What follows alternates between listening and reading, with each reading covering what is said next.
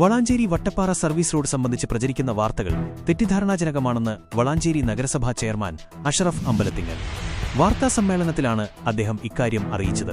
എൻഎച്ചുമായി ബന്ധപ്പെട്ട service road നിർമ്മാണത്തിന് തടസ്സങ്ങൾ നേരിടുന്നുണ്ടെങ്കിൽ സ്വകാര്യ വ്യക്തികളിൽ നിന്ന് സ്ഥലമേറ്റെടുത്ത് റോഡ് പണി പൂർത്തിയാക്കുമെന്നും ചെയർമാൻ വ്യക്തമാക്കി.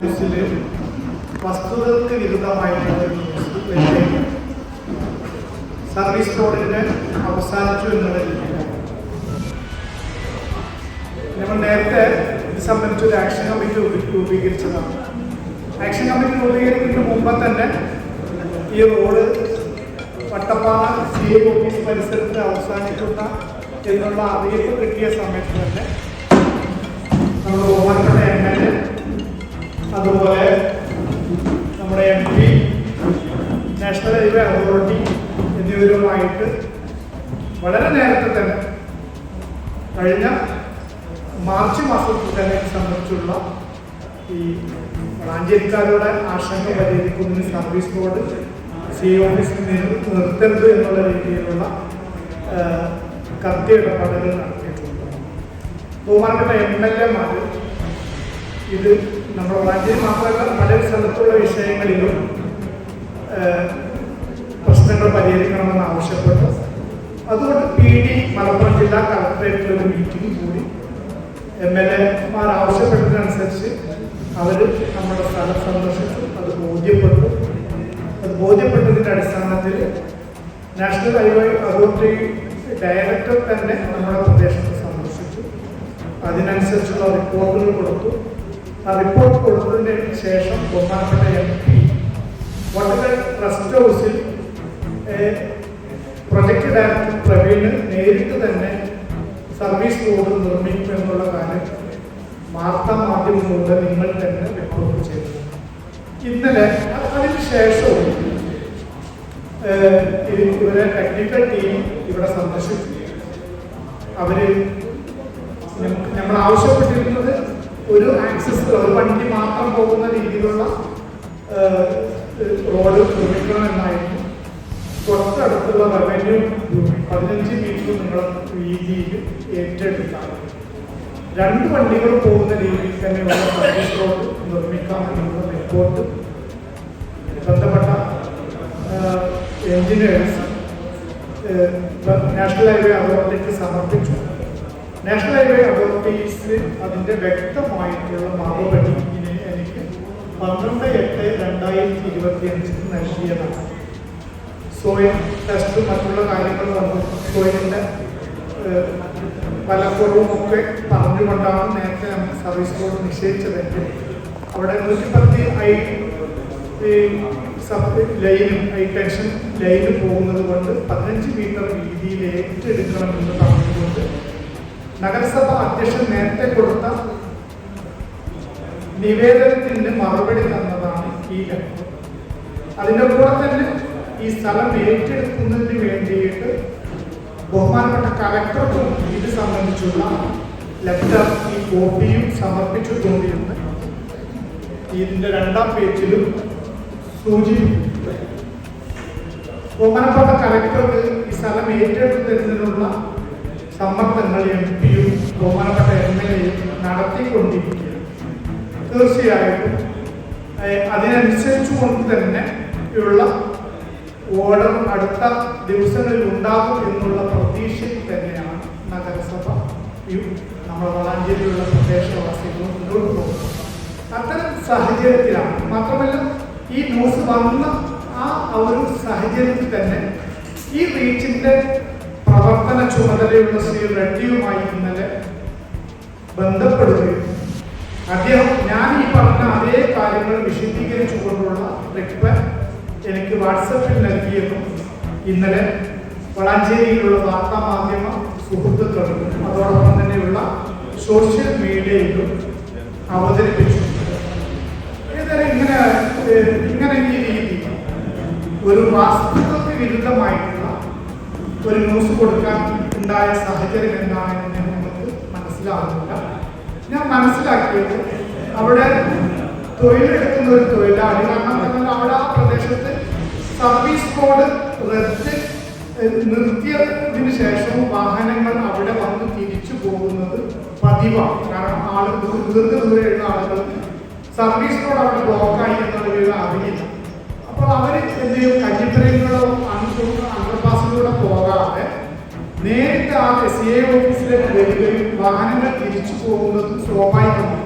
അപ്പോൾ ഈ പ്രവൃത്തിയുടെ അന്തിമമായിട്ടുള്ള ഉത്തരവ് വരുന്നതിന് താൽക്കാലികമായിട്ട് അവിടെ ഡിവൈഡറുകൾ തൂണ് സ്ഥാപിച്ചിട്ടുണ്ട്.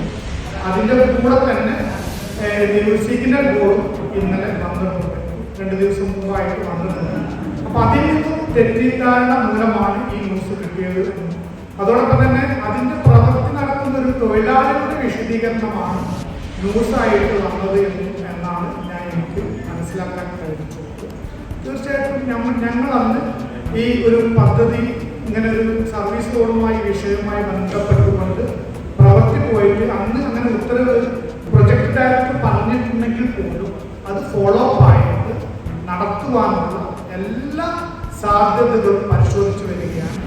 അതിൻ്റെ നമുക്ക് ആക്ഷൻ കമ്മിറ്റി താൽക്കാലികമായിട്ട് നിർത്തിവെച്ചിട്ടുണ്ടെങ്കിൽ പോലും ഇത്തരമൊരു സാഹചര്യം ഉണ്ടാകുന്ന ക്ലിയറായിട്ട് വരുന്ന രീതിയിൽ ആ വീണ്ടും ആക്ഷൻ കമ്മിറ്റി തന്നെ അതിൻ്റെ കാര്യങ്ങൾ ആസൂത്രണം ചെയ്യും. ഇപ്പോൾ ഞാൻ മനസ്സിലാക്കുന്നത് ഈ ചാനലുമായി ബന്ധപ്പെട്ടുള്ള ചില സുഹൃത്തുക്കൾ ചില പാർട്ടിയിലുള്ള മെമ്പർഷിപ്പ് എടുത്തതിൻ്റെ ആ ബാധ്യത, ആ ഒരു പ്രാരംഭ നടപടിക്ക് ഒന്നും കൂടി കൂറ് പുലർത്തുന്ന രീതിയിലുള്ള ഒരു ന്യൂസ് ആയിട്ടാണ് അത് വന്നിട്ടുള്ളത്. തീർച്ചയായിട്ടും അവർക്ക് യാഥാർത്ഥ്യം ബോധ്യപ്പെടും. കാരണം എല്ലാ റിപ്പോർട്ടുകളും വസ്തുതാപരമാകണം എന്നില്ല. പക്ഷെ വസ്തുതാപരമായിട്ട് വരുന്ന പക്ഷം അത് പിൻവലിക്കാനുള്ള ഒരു സന്മനസ് സുഹൃത്തുക്കളുടെ ഭാഗത്ത് ഉണ്ടാകണമെന്നാണ് അഭ്യർത്ഥിക്കാനുള്ളത്.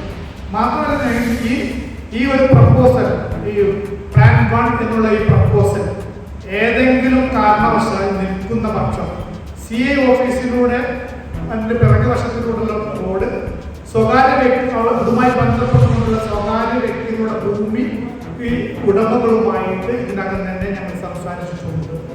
ഏതെങ്കിലും 99% ഈ പ്രവൃത്തി നടക്കും എന്ന് തന്നെയാണ് ഞങ്ങൾ പ്രതീക്ഷിക്കുന്നത്. 1% ആ പ്രവൃത്തി ഏതെങ്കിലും രീതിയിൽ, കാരണം ഈ പദ്ധതി ആദ്യമായിട്ട് ജനങ്ങളോട് പറഞ്ഞത് MP റെസ്റ്റ് ഹൗസിൽ വിളിച്ചിട്ടുള്ള മീറ്റിംഗാണ്. റെസ്റ്റ് ഹൗസിൽ വിളിച്ച മീറ്റിംഗിൽ നഗരസഭയുടെ ചെയർമാൻ എന്ന നിലയ്ക്ക് എന്നെ ക്ഷണിച്ചപ്പോൾ, എന്നെ വിളിച്ചപ്പോൾ ഞാൻ അതിൽ ബോധിക്കുന്നു. അവിടുത്തെ ജനപ്രതിനിധി എന്ന നിലക്ക് വിദ്യാഭ്യാസ സ്റ്റാൻഡിംഗ് കമ്മിറ്റി ചെയർമാൻ മുജീബ് വാലാസിയും ഉണ്ടായിരുന്നു. ഞങ്ങളുടെ സാന്നിധ്യത്തിൽ പ്രൊജക്ട് ഡയറക്ടർ പറഞ്ഞത് റെക്കോർഡ് ചെയ്തുകൊണ്ട് നിങ്ങൾക്ക് തന്നിരുന്നു. നിങ്ങൾ തന്നെയാണ് അത് വളാഞ്ചേരിയിലുള്ള ജനങ്ങളെ അറിയിച്ചിട്ടുള്ളത്.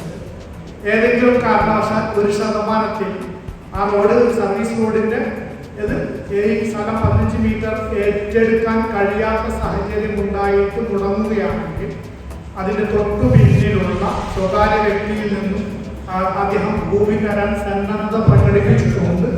അത് CA ഓഫീസിലൂടെ കയറിയിട്ട് നഗരസഭ അത് സന്നദ്ധത പ്രകടിപ്പിക്കുകയും അതിന്റെ കൂടെ അദ്ദേഹം നഗരസഭയുടെ ആസ്തിയിലേക്ക് തരാനും കൂടിയുള്ള സന്നദ്ധത കൂടി പറഞ്ഞിട്ടുണ്ട്. 15 മീറ്റർ 15 അടി. തീർച്ചയായിട്ടും ഞങ്ങൾ പ്രതീക്ഷിക്കുന്നത് തന്നെയാണ്. ഞങ്ങൾ പറഞ്ഞത് കൊണ്ട് അതിനെ എതിർക്കണമെന്നുള്ള ഒരു പ്രവണത ഒരു രാജ്യത്തോട് ചെയ്യുന്ന ഏറ്റവും അനീതിയാണ്. നഗരസഭാ ചെയർമാനും ബഹുമാനപ്പെട്ട MP-യും ബഹുമാനപ്പെട്ട MLA-യും ഇത് സംബന്ധിച്ചുള്ള പ്രവർത്തനങ്ങൾ ഫോളോ അപ്പ് ചെയ്തിട്ടുള്ള അതിന്റെ റിസൾട്ടാണ് ഞങ്ങൾ മാധ്യമങ്ങളോടും ഈ നാട്ടിലുള്ള ജനങ്ങളോടും പറഞ്ഞിട്ടുള്ളത്. അത് ഞങ്ങൾ മുഖാന്തരം ചേർത്തുകൊണ്ട് മുടക്കണം എന്നുള്ള രീതിയിലുള്ള ചില ആളുകളുടെ ശ്രമം ഇവിടെ ഞങ്ങൾ ശ്രദ്ധയിൽപ്പെട്ടിട്ടുണ്ട്. അത് അങ്ങനെ ഫോളോ അപ്പ് ചെയ്ത് പോകുക എന്നുള്ളത് ഈ നാടിനോട് ചെയ്യുന്ന, ഈ നാട്ടുകാരോട് ചെയ്യുന്ന ഏറ്റവും വലിയൊരു ദ്രോഹമാണ്. അത്തരം പ്രവർത്തനങ്ങളിൽ നിന്നും അവർ പിന്മാറണം എന്നാണ് ഞങ്ങൾക്ക് ഈ അവസരത്തിൽ പറയാനുള്ളത്. ഇപ്പോൾ സിഗ്നൽ ബോർഡൊന്നും വെക്കാത്തത് കൊണ്ട് ഒരു സുഹൃത്ത് അതിലൂടെ വന്ന് മരണപ്പെട്ടതാണ്.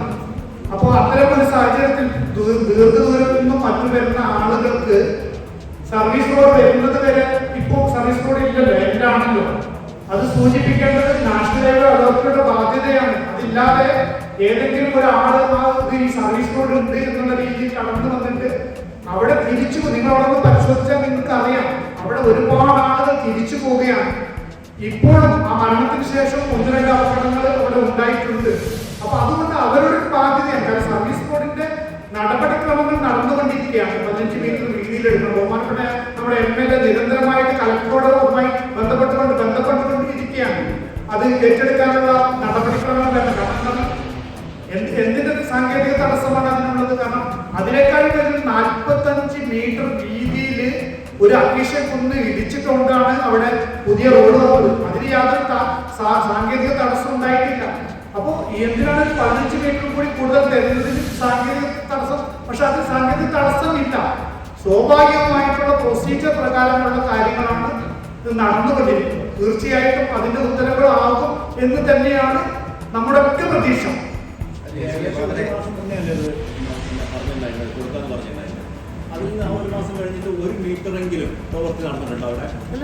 കംപ്ലീറ്റ് പ്രവർത്തനം നടക്കണം.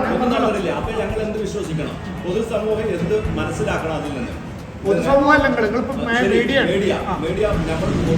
എന്ത് പറയണം? പൊതുസമൂഹത്തോട് ഈ ജനപ്രതിനിധികൾ നടത്തിയ ഫോളോഅപ്പിന്റെ ഭാഗമായിട്ടുള്ള നടപടിക്രമങ്ങൾ നടന്നുകൊണ്ടിരിക്കുന്നു. അതിന്റെ ഒഫീഷ്യൽ ആയിട്ടുള്ള മറുപടിയാണ് നാഷണൽ ഹൈവേ അതോറിറ്റിയുടെ എടുത്ത് 12/8 നമുക്ക് ലഭിച്ചിട്ടുള്ളത്. തീർച്ചയായിട്ടും ജനപ്രതിനിധികൾ എന്ന നിലയ്ക്ക് ഞങ്ങൾ അത് വേഗത്തിലാക്കാനുള്ള ശ്രമങ്ങൾ ഞങ്ങളുടെ ഭാഗത്തുനിന്ന് ഉണ്ടാവും.